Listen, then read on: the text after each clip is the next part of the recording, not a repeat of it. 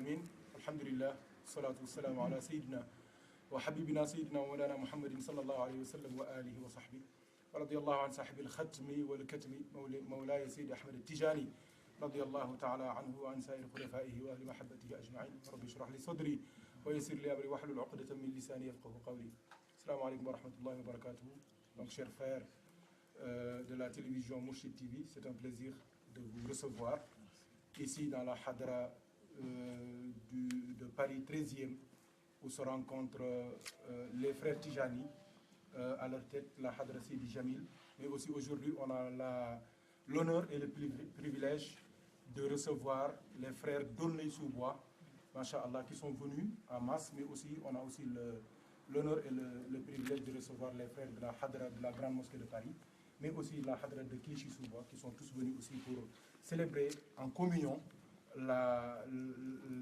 l'accession de notre maître Sayyidina Cheikh Ahmed Tijani à la station de la Katmiya, d'où son nom de Qutbul Maktoum, c'est-à-dire c'est le pôle caché que seul Allah et son prophète connaissent. Donc c'est un plaisir de partager avec vous ces moments de lumière, de spiritualité, mais aussi de fraternité, car la question que vous avez posée, c'est une question qui fait partie intégrante de l'islam, car le soufisme n'est que cette école qui enseigne le troisième niveau de l'islam. Le soufisme n'est que l'école qui enseigne le troisième niveau de l'islam. On pourrait dire que c'est l'université de l'islam. Il y a les études primaires, les études secondaires et les études universitaires. Le premier niveau de l'islam, c'est le terme même, islam, qui est composé de 5 piliers, sont la shahada, la prière, le hajj, le jeûne, l'observance du jeûne du mois de Ramadan, aussi la zakat. Donc c'est les 5 piliers. Al-Iman, c'est 6 piliers, le fait de croire en Dieu, en ses prophètes, en ses livres, en ses anges, le jour du jugement dernier, mais aussi de croire en ce qu'on appelle le destin, al-qadar, khayrihi ou sharrihi. Le troisième niveau, c'est quoi? Al-Ihsan. Al-Ihsan, an ta'budallaha ka'annaka tarahu wa illam takun tarahu fa innahu yaraka. C'est d'adorer Allah comme si tu le voyais. Si tu n'as pas cette station de pouvoir voir Allah subhanahu wa ta'ala, et au moins la certitude ferme que Allah, lui, il te voit. Donc, l'école qui enseigne le premier niveau, c'est ce qu'on appelle al-fiqh. C'est l'école du fiqh. L'islam, c'est le fiqh qui nous enseigne comment prier, comment faire le jeûne, comment sortir la zakat, comment aller au hajj, comment faire tout ce qui est, qui est en rapport avec l'islam. C'est le fiqh, ce qu'on appelle la jurisprudence, c'est ça qui enseigne, c'est cette science qui enseigne ça.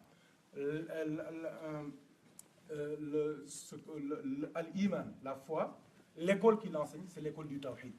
C'est l'école du Tawhid, c'est l'école de l'unicité de Dieu, l'école du monisme. Donc, et la troisième école maintenant qui enseigne le fait d'adorer Allah de manière parfaite, c'est pour cela qu'on appelle le soufisme aussi la perfection, la bienfaisance ou bien la perfection. C'est-à-dire que l'école qui enseigne cette perfection, c'est l'école du soufisme. Donc, le soufisme est une partie intégrante de l'islam. Exclure le soufisme de l'islam, c'est couper la tête de quelqu'un par rapport à son corps. Donc, si on peut résumer, on peut dire que le soufisme, c'est cette école qui enseigne ce qu'on appelle la perfection. C'est cette science qui nous enseigne l'intériorisation de l'islam, qui est déjà extérieure par le azan, par l'habillement même, par la shahada. Donc maintenant, il reste de l'intérioriser dans le cœur et dans l'esprit. C'est cette école-là qui nous enseigne ces valeurs et ces vertus et ces concepts. Donc le soufisme est intrinsèquement lié au Coran. Il vient de l'islam. Est-ce le prophète sallallahu alayhi wa sallam le premier soufi? Le soufisme est-il réellement suivre le modèle du prophète sallallahu alayhi wa sallam? Quand on parle de l'islam, on pense à deux choses principales. La première chose, c'est le livre d'Allah, Al-Qur'an. La deuxième chose, c'est la sunna du prophète sallallahu alayhi wa sallam. Le Coran. Combien de versets Allah nous a incité à cette purification intérieure. Allah, il a dit dans Sourate Ash-Shams, et ce n'est pas gratuit, si cette sourate s'intitule Ash-Shams. Parce que le Shams, le soleil, c'est la vie. Le soleil, c'est la santé. Le soleil aussi, c'est l'activité, c'est l'énergie. Le soleil, c'est la lumière. Dans cette sourate-là, Allah, il dit « Qad aflaha man zakkaha wa qad khaba man dassaha » Ces deux versets seulement suffisent pour corroborer toutes les idées que les soufis ont eu à développer depuis la naissance du prophète Sayyidina Muhammad sallallahu alayhi wa sallam.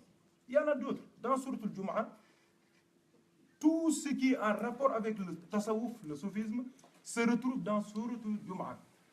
Tout, que ce soit le dhikr, que ce soit le respect de la science, que ce soit l'amour de cette purification-là, qui n'est pas seulement superficielle, mais qui est une purification d'ordre intérieur, tout ça se retrouve dans Sourate al-Jumu'ah. Mais regardons ensemble cette sourate bénie de Sourate al-Shams. Allah, il a dit « Qad aflaha man zakkaha, fa'alhamaha fujuraha wa taqwaha » Et là, il a dit « Qad aflaha man zakkaha » Il est sauvé. Il a la félicité, il a la béatitude. Celui-là qui va faire l'effort qu'il faut pour éduquer ou se faire éduquer. Soit il s'éduque, il s'auto-éduque lui-même, ou bien il cherche quelqu'un qui l'aide à s'éduquer. Donc, Allah, il dit en même temps, celui-là aussi qui ne s'occupe pas de son âme, qui ne la purifie pas, qui ne fait pas les efforts pour pouvoir se débarrasser, se détacher de tout ce qui est souillure, de tout ce qui est péché, de tout ce qui est mauvais comportement, celui-là, il est voué à la perdition. Et la plus grande des perditions, c'est le fait de finir en enfer. Qu'Allah nous en préserve. Donc le tasawwuf n'est que cette science, comme je vous l'ai dit tantôt, qui nous aide à nous purifier. Et dans l'islam, on ne doit pas, on ne peut pas, on n'a pas l'audace de faire quelque chose qui n'émane pas du Coran ou bien de la sunna du prophète sallallahu alayhi wa sallam. Je vous ai parlé du Coran. Concernant le prophète sallallahu alayhi wa sallam, mais il y a des milliers d'exemples. Mais rappelons-nous, les gens ont la mémoire courte. Ils oublient que le prophète sallallahu alayhi wa sallam, il est resté pendant 13 ans à la Mecque. 13 ans à la Mecque, à appeler les gens à une seule parole qui est la ilaha illallah. Il leur disait Qulu la ilaha illallah tuflihu. Disez la ilaha illallah et vous êtes sauvés. Qad aflaha. Qad aflaha man zakkaha. Qulu la ilaha illallah tuflihu. Disez la ilaha illallah et vous êtes sauvés. En ce moment, il n'y avait pas de salat, la prière. Il n'y avait pas de hajj. Il n'y avait pas de zakat. Il n'y avait pas de Sawm Ramadan. Qu'est-ce qu'il y avait pendant 13 ans? Il y avait seulement cette invitation du prophète sallallahu alayhi wa sallam aux gens, cette invitation qu'il présentait, qu'il faisait aux gens pour qu'ils se purifient avant de pouvoir adorer Allah. Parce que l'homme, il est composé de son corps et de son cœur. Or, le corps suit souvent le cœur. C'est pour cela que le prophète sallallahu alayhi wa sallam, avant de demander au corps d'obéir à Allah, il a fait le travail au niveau des cœurs pendant 13 ans. Donc, ces 13 ans-là, si ce n'est pas les prémices, les bases, les fondamentaux, les sous-basements du tasawwuf, on aura cherché partout ailleurs, mais on ne va pas les trouver. Donc, que tous les musulmans se rappellent des 13 ans du prophète sallallahu alayhi wa sallam à la Mecque, sans zakat, sans saoum, sans tout cela. Pendant ce moment, le prophète préparait les cœurs. C'est pour cela que quand le moment était venu, quand le prophète a dit allez prier, tout le monde est allé prier. Quand il a dit sortez la zakat, ils étaient riches, ils étaient radins, mais ils ont sorti. Quand le prophète quand il leur a même demandé le sacrifice suprême, ils se sont présentés pour mourir pour la face d'Allah. Pourquoi? Parce que les cœurs étaient déjà préparés. Et le tasawwuf n'est que cette école qui reprend cette même éducation que le prophète donnait à ses sahaba pendant 13 ans, les soufis, c'est cette éducation qu'ils essaient de donner à leurs disciples pour qu'ils soient prêts intérieurement, mais extérieurement en même temps. Faut-il nécessairement entrer dans l'islam pour pratiquer le soufisme? Quand on parle de soufisme, chers frères, on fait allusion à la spiritualité. Le soufisme, le tasawwuf, c'est un vocable qui est spécifique à l'islam. Mais la spiritualité est plus générale et le plus universelle. Quand tu vas dans toutes les religions révélées, même dans les autres religions, le bouddhisme, les disciples de Confucius, même les penseurs de notre époque, même les philosophes qui sont un peu malades et tout, ils ont une certaine spiritualité. Moi, je peux va dans la religion chrétienne. Sayyidina Isa, qu'est-ce qu'il nous dit? Si on te donne une juve sur la joue gauche, tends l'autre. Mais ça, si c'est pas la spiritualité. C'est le summum de la spiritualité. Moi, je ne vais jamais donner mon autre joue. Jamais. Mais c'est dans le cadre de la spiritualité qu'il parlait aux gens. Sayyidina Isa alayhi salam, tantôt avant que vous arriviez, je parlais des prophètes et de leur spécificité et de leur force et des phénomènes qu'ils ont rencontrés quand ils commençaient à appeler les gens à Allah. Sayyidina Isa était tombé sur un peuple qui a commencé à découvrir ce qu'on appelle la médecine.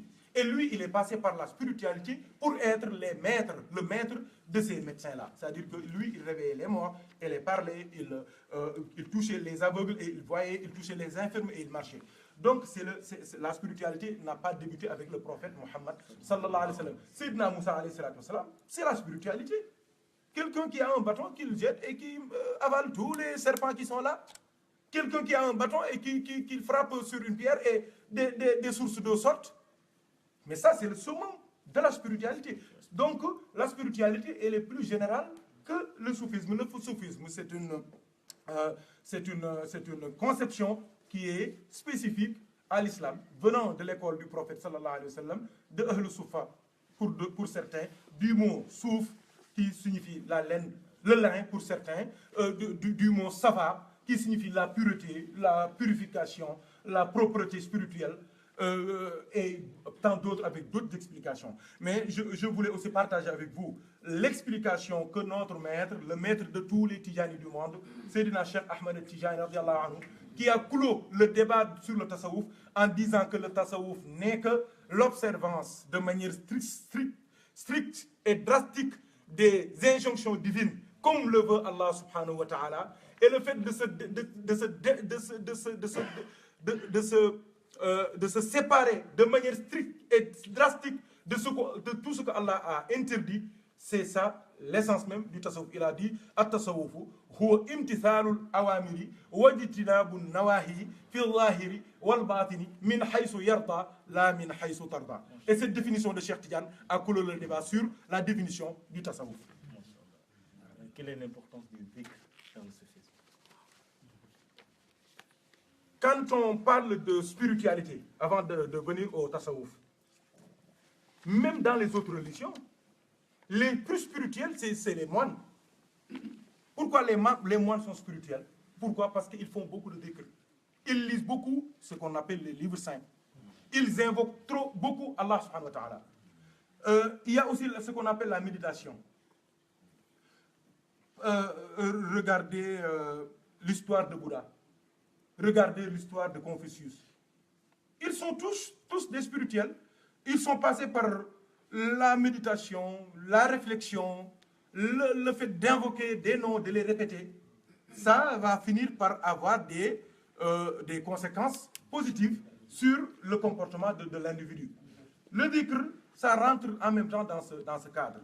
Allah subhanahu wa ta'ala, il a dit dans le Coran, dans beaucoup de versets, il y a beaucoup de versets où Allah subhanahu wa ta'ala invite les hommes au dhikr. Parce que il a dit Fadhkuruni adhkurkum. Allah, Allah, Allah, Allah. Fadhkuruni adhkurkum. Invoquez-moi. Répétez mon nom. la récompense de cela, c'est que c'est Allah lui-même qui va invoquer ton nom. C'est lui-là même qui va dire ton nom. Dans des hadiths, le prophète nous explique comment même Allah subhanahu wa ta'ala nomme ces hommes qui le nomment, qui répètent son nom. Il dit, si tu le nommes, tu l'invoques dans un lieu, il t'invoque dans un lieu plus béni. Tu l'invoques dans une assemblée, il t'invoque dans une assemblée plus bénie parce qu'il fait allusion aux anges. Il fait allusion à sa hadra, al-hadratul qudsi. C'est-à-dire que là où il n'y a pas de péché, il n'y a pas de manquement, il n'y a pas de défaut, il n'y a pas de tard, il n'y a pas d'impureté. Et nous sommes le contraire de tout cela. Donc le dhikr, c'est cette fusée, c'est ce train, c'est ces moyens de locution spirituelle qui te prolongent de manière inextricable, de manière inexplicable, de manière insondable dans la présence divine. Il suffit seulement de dire Allah ou bien de dire La ilaha illallah.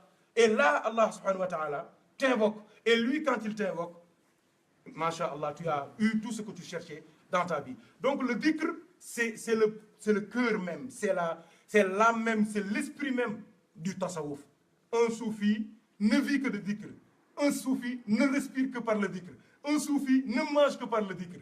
Un soufi, il peut ne pas manger, il peut ne pas bien se vêtir, il peut ne pas avoir de la famille, mais un soufi ne peut pas se démarquer, ne peut pas vivre sans dhikr. Le dhikr, c'est la substance du soufi. C'est ça qui le rapproche d'Allah subhanahu wa ta'ala. C'est ça qui le rapproche du prophète sallallahu alayhi wa sallam. Mais c'est ça aussi qui l'aide à se purifier intérieurement pour pouvoir avoir cette proximité et cette félicité. Selon le soufisme toujours, le dhikr se limite-t-il seulement aux invocations ou bien il y a d'autres façons de dhikr? Le dhikr, il y a un frère, un jour il m'a vu à la mosquée ici à Paris. Je suis sorti, il m'a vu avec mon chapelet. Je faisais mes dhikrs. Il m'a dit, qu'est-ce que vous faites? Je dis, je fais des dhikrs. Il m'a dit, mais on a déjà prié, c'est fini. Donc, je lui dis, vous êtes musulman? Je sais bien qu'on est sorti de la mosquée, les musulmans. Et il a eu peur. C'est pour le choquer un petit peu. Il m'a dit, oui. Je lui dis, ah, donc maintenant vous contredisez le Coran? Il dit, subhanallah. Il dit, non, jamais. Je lui dis, Allah, il a dit dhikran kathiran? Il a dit beaucoup. Beaucoup. Dhikran kathiran. Je lui dis, le kathiran d'Allah, là, tu connais? Il m'a dit, non, je ne connais pas. Je lui dis, donc c'est un nombre illimité.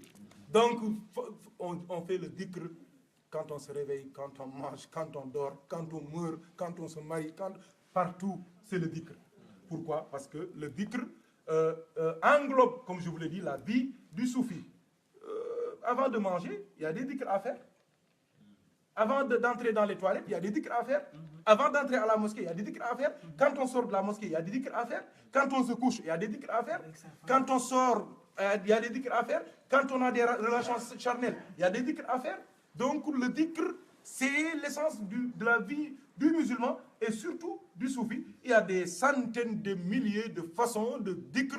Il y a des centaines de milliers de façons d'invoquer Allah subhanahu wa ta'ala. Chaque invocation maintenant a sa spécificité, le lieu, le moment, les circonstances dans lesquelles on l'utilise. Mais il y a d'autres invocations qui ne se limitent ni dans l'espace, ni dans le temps. C'est les invocations des hommes d'Allah, des bien-aimés d'Allah, qui font le dhikr non pas par la langue, mais par le cœur. Non pas par le cœur, mais par le ruh. Hein? Non pas par le ruh, mais par le sirr. Ces dhikrs-là, c'est des dhikrs illimités. C'est des dhikrs qu'on ne peut pas calculer, qu'on ne peut pas sonder, qu'on ne peut pas peser. Ça, c'est le dhikr des grands hommes d'Allah. Mais nous nous limitons au dhikr des débutants, Inch'Allah. L'enseignement du soufisme est-il réservé à une élite ou bien est accessible à tout le monde? Un enfant, par exemple, ou bien un non-croyant? L'enseignement du soufisme, est-ce que c'est réservé à une élite? Le tasawwuf, le soufisme, c'est des valeurs. C'est des comportements. C'est des enseignements. C'est des vertus. Et le prophète sallallahu alayhi wa sallam, il a dit innama bu'ithu li utammima makarim al-akhlaq. Ma mission sur terre, c'est de parfaire les comportements. Il n'y a pas autre chose. Donc, votre question revêt d'une importance capitale. Moi, je dis souvent que la meilleure manière d'éduquer, c'est d'être exemplaire. Or, si quelqu'un suit de manière drastique, de manière sérieuse, de manière stricte, les enseignements du tasawwuf, forcément, il doit y avoir des changements dans son comportement.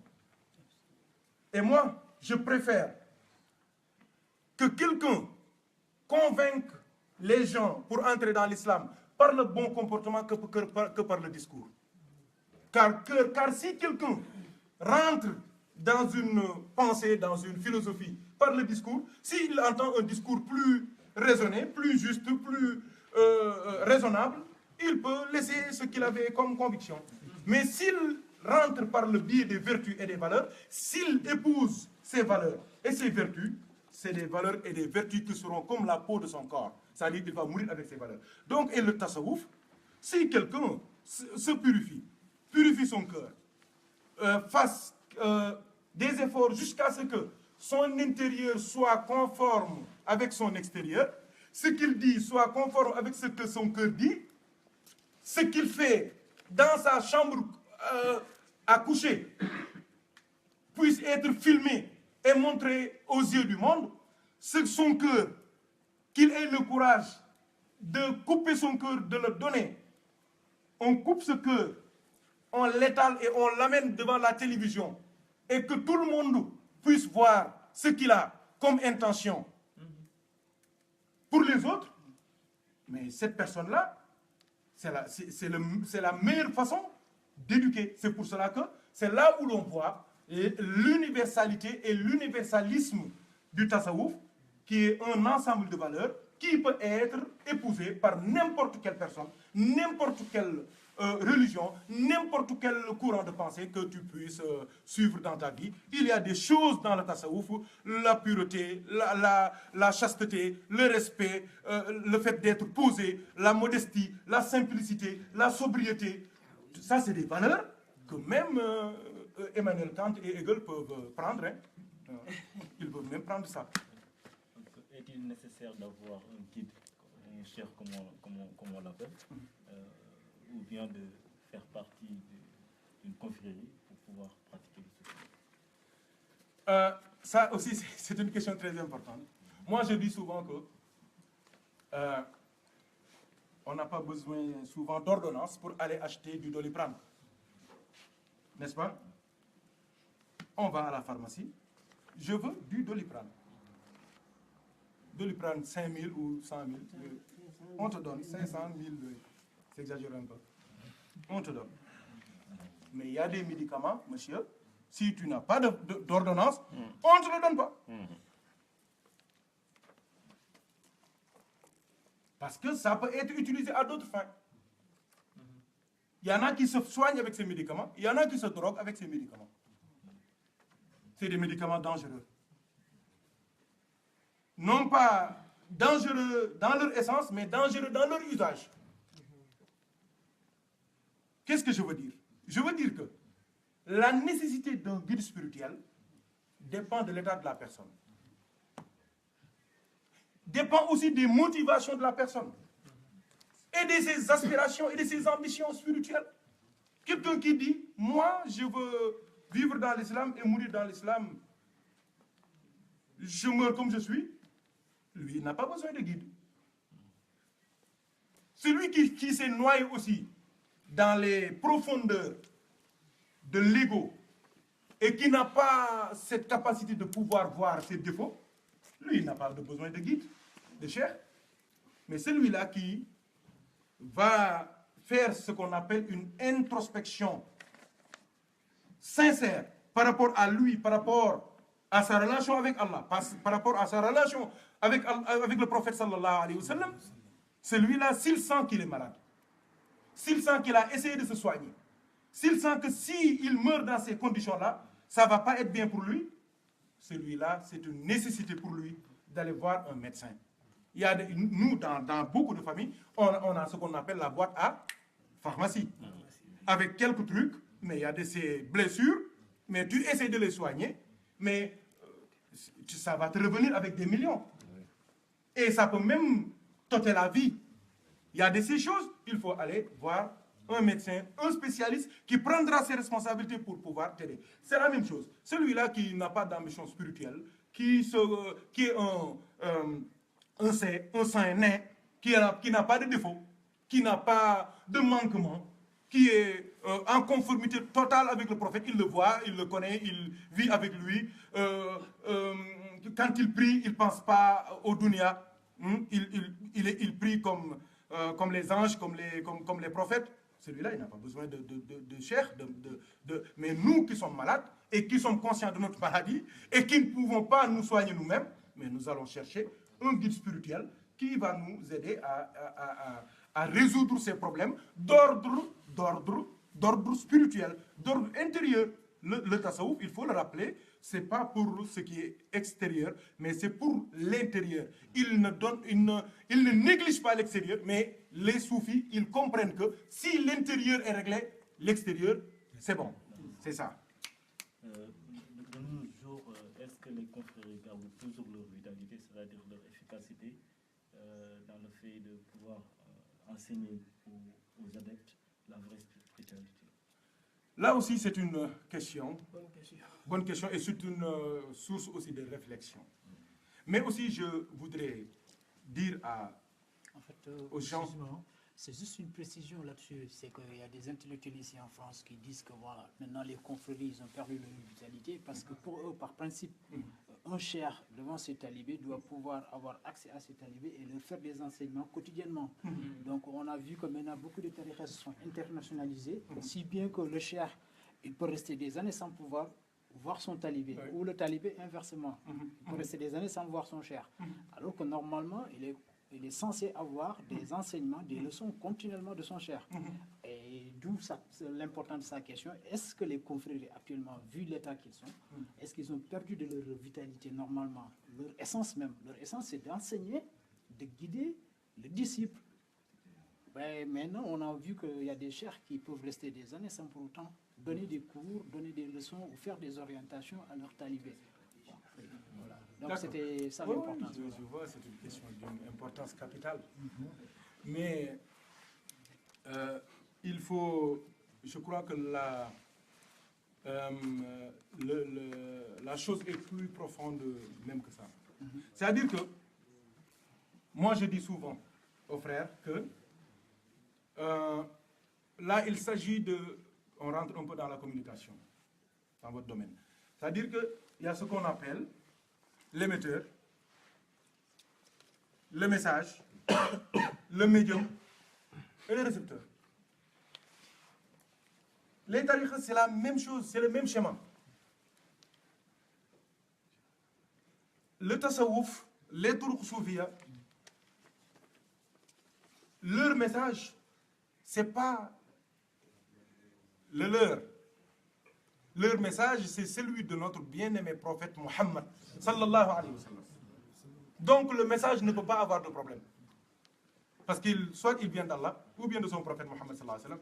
Et les deux sources ne peuvent pas avoir de virus, de problème, de panne. Ce n'est pas possible. Parce qu'ils sont au-dessus même de la perfection. Quand il s'agit du message, le message du tasawwuf, le message des tariqas aussi, c'est un message universel et universaliste parce que c'est un message qui tire son essence et sa quintessence des enseignements du prophète sallallahu alayhi wa sallam, qui sont des enseignements qui dépassent le temps et l'espace. Maintenant, venons-en aux deux qui restent, c'est-à-dire les cheikhs vivants et les disciples contemporains. C'est là où il y a un problème. Or,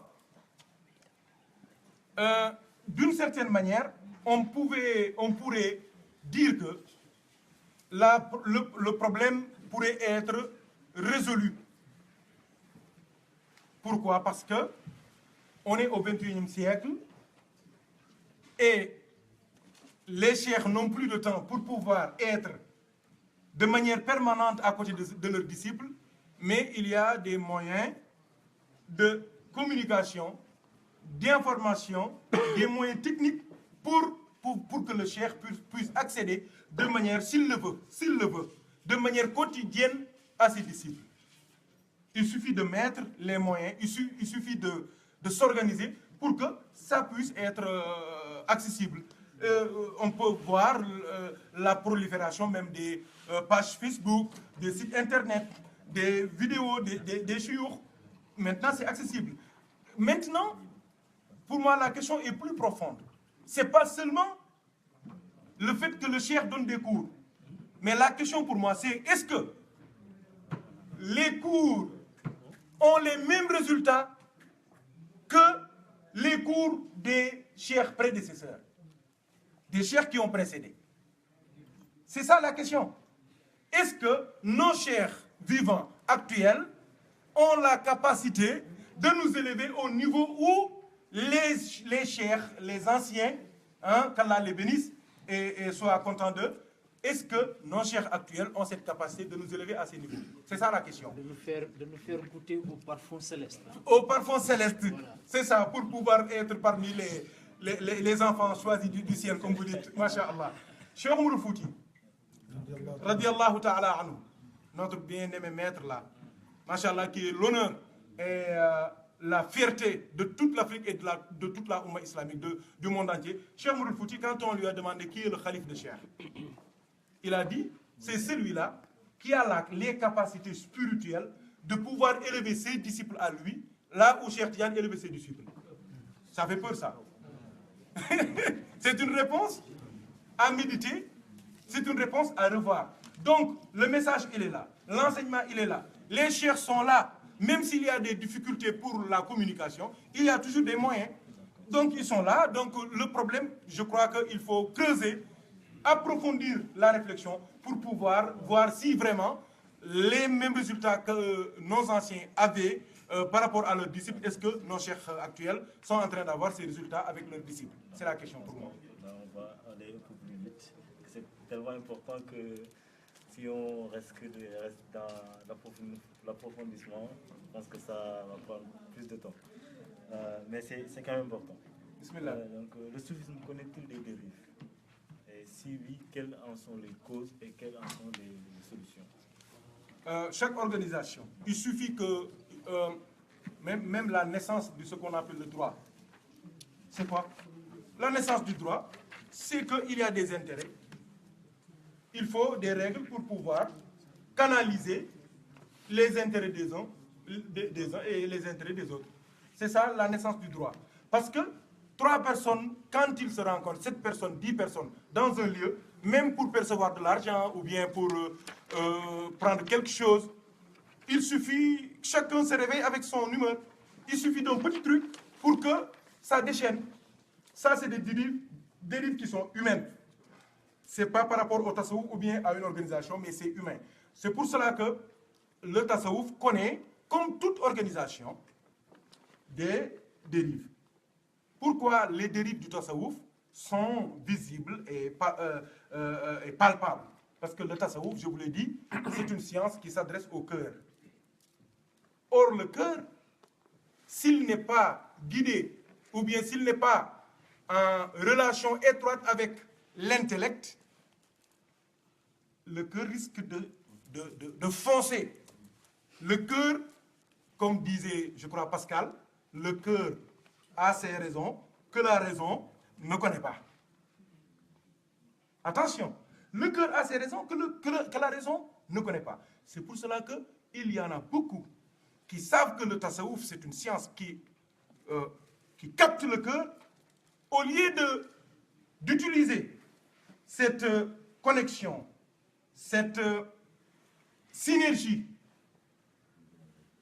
entre le cœur du disciple et la relation qu'il a avec son maître, au lieu de mettre cette énergie au service d'Allah, il y en a beaucoup qui profitent du fait que le tasawwuf travaille avec le cœur pour utiliser ces disciples-là et les réduire même à l'esclavage. Et eux-mêmes, ils ne savent pas pourquoi ils sont là. Et quand tu leur dis que vous êtes dans le danger, quand tu leur dis que vous êtes perdu, ils ne peuvent pas te comprendre. Parce que le cœur a pris le dessus sur l'intellect. Or, le soufisme, c'est la science, mais en même temps, c'est le cœur, c'est les deux. Donc, les dérives du tasawwuf, c'est des dérives très, très, très dangereuses parce que c'est par rapport au cœur. Maintenant, pour pouvoir parer à tout cela, qu'est-ce qu'il faut faire? Il faut retourner aux livres.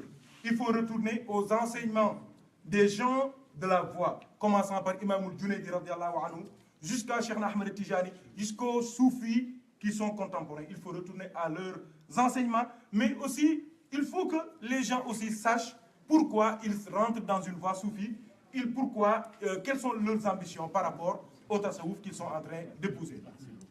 En tant que courant mystique, spirituel et ésotérique, comment peut-on le vivre par rapport aux autres courants des autres religions? C'est-à-dire, y a-t-il des similitudes entre les courants soufis de la religion musulmane et des autres, comme vous l'avez dit tout à l'heure? Se joignent-ils quelque part? Comme je dis souvent, le tasawwuf crée toujours des traits d'union. Il crée toujours des ponts. Le tasawwuf rassemble, comme je vous l'ai dit tantôt, il y a des vertus et des valeurs que toute l'humanité peut partager. Ces vertus, c'est le pardon, c'est l'amour, c'est la modestie, c'est la simplicité, c'est le respect de l'autre, c'est de regarder l'autre avec l'œil de la rahma, le partage, la solidarité, l'entraide. Ça, c'est des valeurs que tout le monde, que toute l'humanité peut partager. C'est ce qu'on appelle même les valeurs universelles. Or, dans ces valeurs universelles, le tasawwuf produit vraiment des gens qui sont imbus et pétris de ces valeurs-là, ce qui les permet de pouvoir embrasser toute l'humanité, de pouvoir vivre avec eux. On n'a jamais vu les soufis avec des problèmes. Même vous pouvez faire l'exemple, prendre l'exemple sur les frères. Ils n'ont jamais eu de problème avec leurs collègues dans leur travail. Qu'ils soient juifs, qu'ils soient chrétiens, qu'ils soient athées même, ils peuvent vivre avec eux, les respecter, et chacun vit ce qu'il vit. S'ils ont des choses à partager, ils les partagent ensemble. Voilà, je pense que peut-être le temps est un tout petit peu parti, mais par rapport à ça, en fait, une question qui semble assez importante, c'est qu'aujourd'hui, ici en Occident, le soufisme, on sait que beaucoup d'entre nous venons des pays différents, du Sénégal, du Mali et autres, donc on se retrouve dans différents pays, qui est la France, l'Espagne et autres. Mais qu'est-ce qui est le point commun de tous ces disciples-là, en fait? Parce qu'on voit que nous tous, nous venons d'un seul pays, peut-être le Sénégal, mais nous vivons actuellement ici en Occident, dans différents pays. Et chacun de ces pays est différent civiquement de l'autre pays. Donc, ceux qui sont en Espagne, ceux qui sont en France, ceux qui sont en Italie, chaque fois qu'ils se rencontrent, on ne voit pas la différence en fait. Et pourtant, ils vivent dans deux pays différents, sociologiquement parlant. Qu'est-ce qui fait le trait d'union en fait? Mais le trait d'union, c'est l'amour. C'est la mahabba. C'est la mahabba, c'est l'amour. C'est l'amour, c'est la mahabba. Le trait d'union, c'est la solidarité, c'est le partage. Le trait d'union, c'est les valeurs. C'est pas des concepts palpables. Je dis souvent que Allah, quand il veut protéger quelque chose, il ne lui donne pas une forme physique. Il protège cette chose-là en la symbolisant.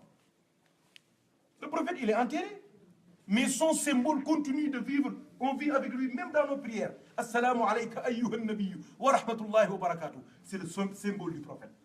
Cheikh Tijani radiallahu anhu, notre maître. Mais il vit avec nous. Parce que ce sont mais la hadra. Je vous ai dit tantôt que ici, c'est des diplomates, c'est des ingénieurs, c'est des informaticiens, c'est des experts comptables, c'est des juristes, c'est des docteurs.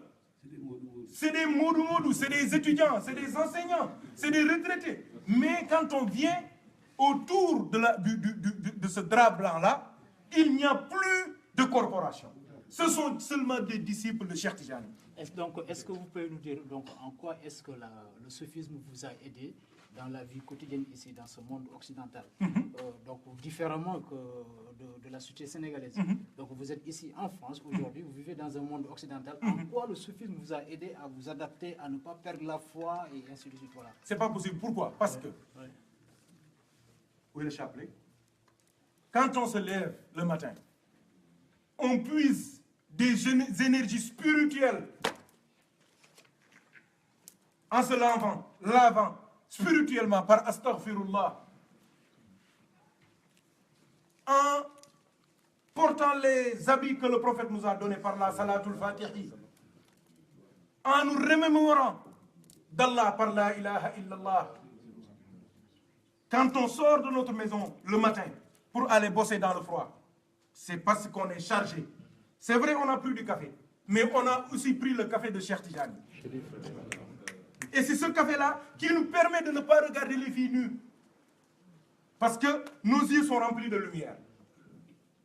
C'est ce café de Cheikh Tidjani-là qui nous permet de ne pas voler, de ne pas tricher, de ne pas mentir, de ne pas tricher dans notre travail, d'être sérieux dans nos relations, d'être exemplaires partout pour être des représentants dignes de Cheikh Ahmed Tidjani.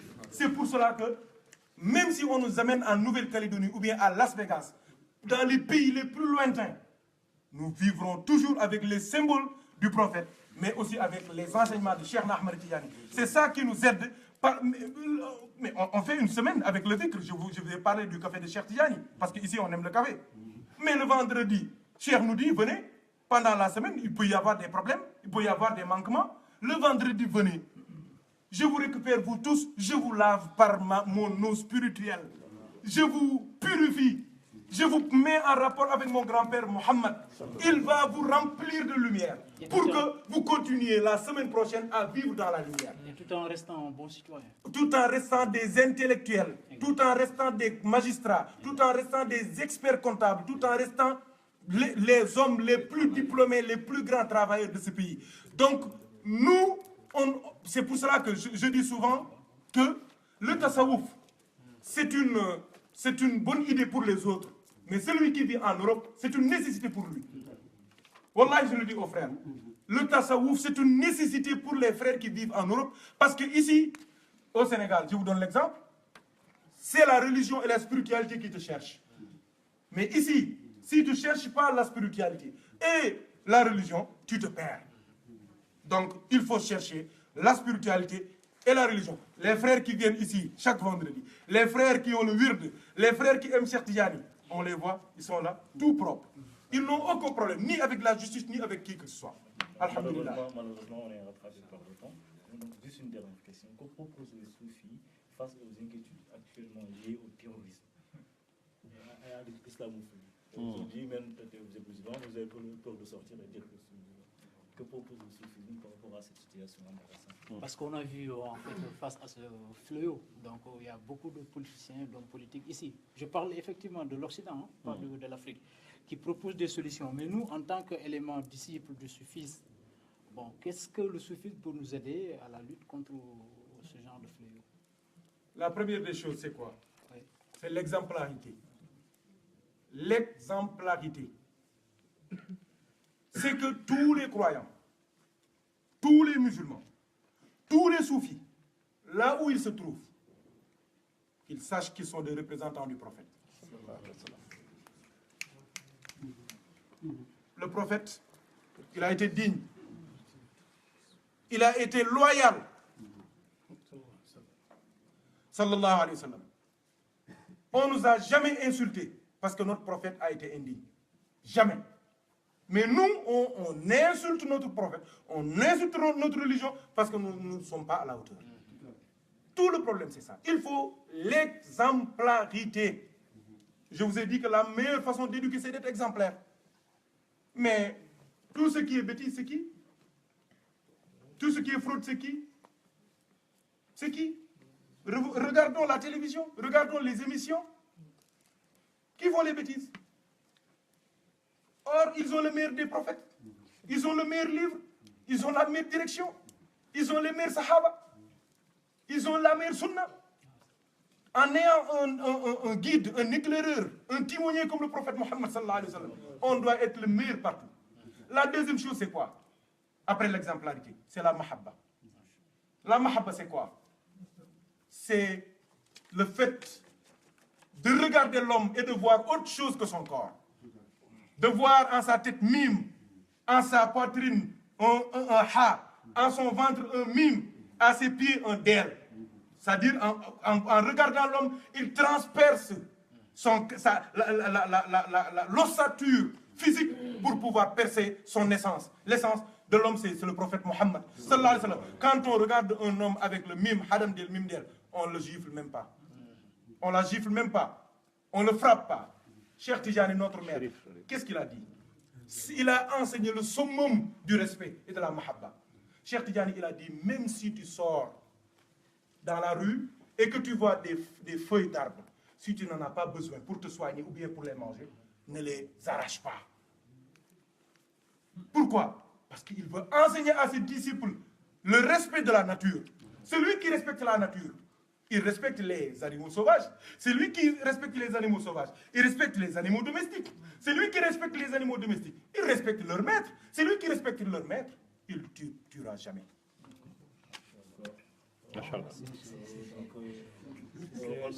On aurait aimé prolonger, ouais, effectivement. Mais malheureusement, le temps nous a rattrapés. Mais ce fut vraiment un plaisir quand même de partager. Parce qu'en fait, le but de l'émission, c'est parce qu'on avait constaté. Voilà, bon, comme vous voulez. Okay. Je vous en prie. Voilà, en fait, le but de l'émission, c'est que nous avons un documentaire sur Mourchid TV par rapport à l'enseignement du soufisme. Donc, il faut que nous fassions le soufisme, parce que malheureusement, ba ñuy waajal def documentaire bi fekk phénomène bi amagul woon Sénégal ak ñàkk kersa kooku la ak yeneen ci wala yu ci des ñooyu mais fekk dañu gis ne nit ñi ñu ngi commencé di réeree l'essentiel du soufisme. Donc pour nous, il nous appartient, nous en tant qu'élément soufiste, apporter un certain enseignement ak surtout fii ñun soufisme noonu lañ ko fiy dundee pour que au moins waa Afrique mën a xam ne soufisme aussi yemul rek Afrique yemul rek Sénégal mais nit ñaa ngi koy dund ba Europe. Donc voilà.